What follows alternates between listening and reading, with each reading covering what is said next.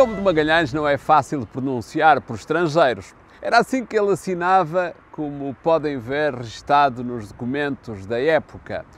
Pela dificuldade de dizer as vogais nasaladas e fechadas, Fernão de Magalhães, o que para nós portugueses é fácil, mas, por exemplo, em inglês e francês não é assim tão fácil. É assim dito e escrito, Ferdinand Magellan ou Ferdinand Magellan. Já os espanhóis sempre o trataram por Fernando de Magallanes. O que é certo é que foi este nosso português, porventura, o mais famoso de todos os que nasceram aqui no Torrão, no extremo sul da Europa, e que nos deu um mundo maior. É verdade que foi ao Reino de Castela oferecer os seus préstimos. Não estava também nos seus propósitos fazer uma viagem científica que desse ao mundo novas descobertas. Ele só queria a glória, o poder e desafio de encontrar, sem medo, novos caminhos. Sem o saber, deu um novo rumo ao mundo.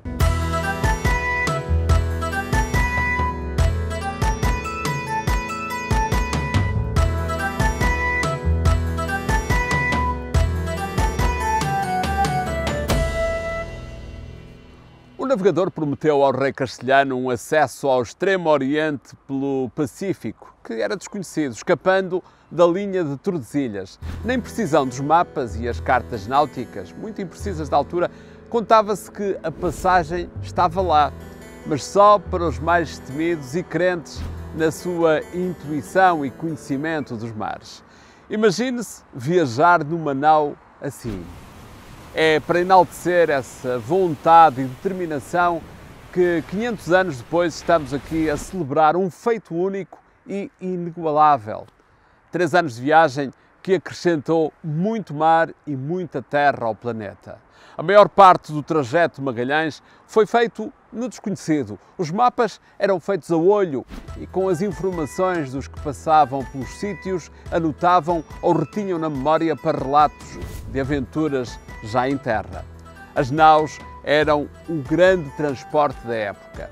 O poder de Portugal e Espanha era imenso.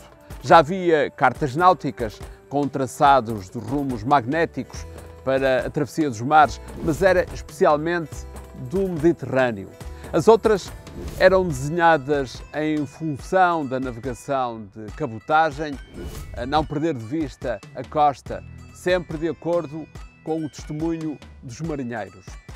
Eram documentos valiosos os que tinham mais pormenores.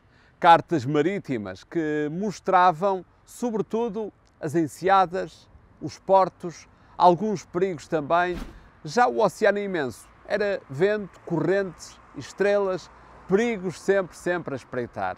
Esses testemunhos dos homens do mar eram interpretados por matemáticos, por físicos e astrónomos que tentavam depois desenhar mundos mais completos por projeção dos cálculos que faziam, imaginando os mares e as terras das zonas ainda por explorar. A circunnavegação foi um salto enorme na precisão matemática dos cálculos para a navegação. Enriqueceu o conhecimento de áreas como a geografia, a astronomia, a biologia e a fauna. Confirmou-se o que se suspeitava há séculos, mas, na verdade, ninguém tinha experimentado fazendo a volta. A Terra era mesmo redonda, como já tinha defendido Tomás de Aquino e outros mais antigos. Mas até Magalhães eram apenas teorias e cálculos por provar na prática.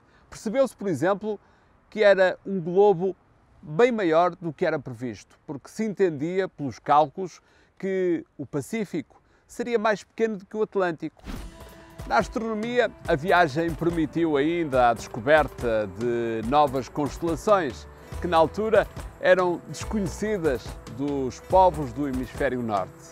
Os instrumentos de navegação ainda eram muito rudimentares. Nas listas de bordo são mencionados 21 quadrantes em madeira, 6 astrolábios em metal, 1 em madeira, 35 bússolas e 18 ampulhetas. Eram apenas esses os equipamentos que definiam o caminho e o tempo.